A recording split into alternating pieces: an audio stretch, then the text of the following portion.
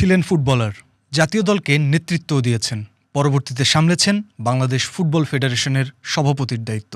এছাড়াও পরপর ৩ বার ছিলেন দেশের দ্রুততম মানব, যোগ দিয়েছিলেন সেনাবাহিনীতে, হয়েছিলেন মেজর। মুক্তিযুদ্ধে বীরত্বপূর্ণ ভূমিকার জন্য বীর বিক্রম খেতাবে ভূষিত হন।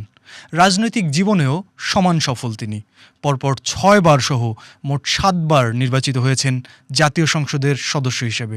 সামলেছেন পাট মন্ত্রণালয়, পানি সম্পদ মন্ত্রণালয়, বাণিজ্য মন্ত্রণালয় এবং মুক্তিযুদ্ধ বিষয়ক মন্ত্রণালয়ের দায়িত্ব। বলছি ত্রয়োদশ জাতীয় সংসদের স্পিকার মেজর অবসরপ্রাপ্ত হাফিজ উদ্দিন আহমেদের কথা। ফুটবলার থেকে সেনা সদস্য, পরবর্তীতে রাজনীতিবিদ হিসেবে মেজর হাফিজের এই যাত্রা যেমন সাফল্যের তেমনই চরম নাটকীয়তায় ঘেরা।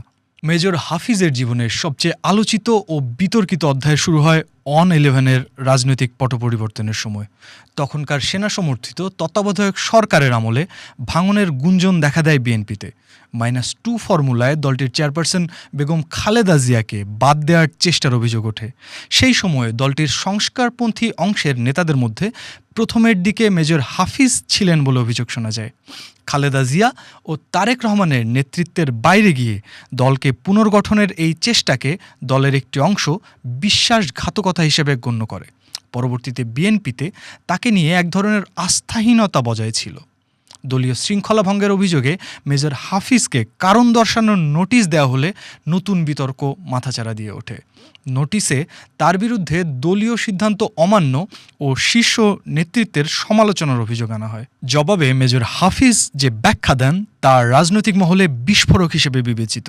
সেখানে তিনি দলের অভ্যন্তরে গণতন্ত্রের চর্চার অভাব নিয়ে খোলামেলা সমালোচনা করেন। এই সমালোচনা তৎকালীন সময়ে ব্যাপক চাঞ্চল্যের সৃষ্টি করে। দ্বাদশ জাতীয় সংসদ নির্বাচনের আগেও তাকে নিয়ে তৈরি হয় নতুন বিতর্ক। মেজর হাফিজ নতুন কোনো রাজনৈতিক প্ল্যাটফর্ম তৈরি করে নির্বাচনে অংশ নিতে যাচ্ছেন এমন গুঞ্জন শোনা যায়। ক্রিকেটার সাকিব আল হাসানের সাথে তার বৈঠক এবং তখনকার সিকিউরিটি অ্যান্ড এক্সচেঞ্জ কমিশনের চেয়ারম্যানের সাথে ছবি সামাজিক যোগাযোগ মাধ্যমে ছড়িয়ে পড়লে গুঞ্জন আরও ঘনীভূত হয়। তবে সংবাদ সম্মেলন করে এই সব গুঞ্জন অস্বীকার করেন তিনি। শেষ পর্যন্ত অংশ নেননি দ্বাদশ জাতীয় সংসদ নির্বাচনে। 7 বারের সংসদ সদস্য, প্রতিমন্ত্রী, মন্ত্রী ও সর্বশেষ জাতীয় সংসদের স্পিকার, এসব পরিচয়ের বাইরেও হাফিজ উদ্দিন আহমেদের আছে আরও অনেক ভিন্ন পরিচয়।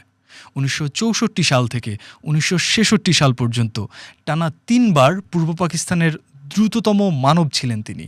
100 ও 200 মিটারে রেকর্ড টাইমিংয়ে স্বর্ণপদক জেতেন তিনি। 1968 সালে কমিশন পান পাকিস্তান সেনাবাহিনীতে। 1970 সালে নেতৃত্ব দেন পাকিস্তান জাতীয় ফুটবল দলকে। মুক্তিযুদ্ধ শুরু হলে যোগ দেন যুদ্ধে।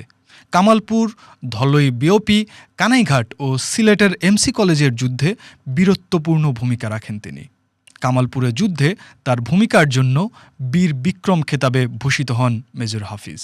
এছাড়াও ছিলেন বাংলাদেশ ফুটবল ফেডারেশনের সভাপতি এবং এশিয়ান ফুটবল কনফেডারেশনের নির্বাচিত সহসভাপতি। ফিফার আপিল ও ডিসিপ্লিনারি কমিটির সদস্য নির্বাচিত হয়েছিলেন এই রাজনীতিবিদ। ত্রয়োদশ জাতীয় সংসদ নির্বাচনে জিতে বিএনপি সরকার গঠন করলে মুক্তিযুদ্ধ বিষয়ক মন্ত্রণালয়ের দায়িত্ব পান হাফিজ উদ্দিন আহমেদ। একই সাথে সামলেছেন দলের স্থায়ী কমিটির সদস্যের দায়িত্ব। সংসদের প্রথম অধিবেশনে স্পিকার হিসেবে তার উপরই আস্থা রাখল ত্রয়োদশ জাতীয় সংসদ। সংস্কারপন্থী বা অবিশ্বাসের তকমা বয়ে বেড়ানো বর্ষিয়ান এই রাজনীতিবিদ হলেন সংসদের নতুন অভিভাবক।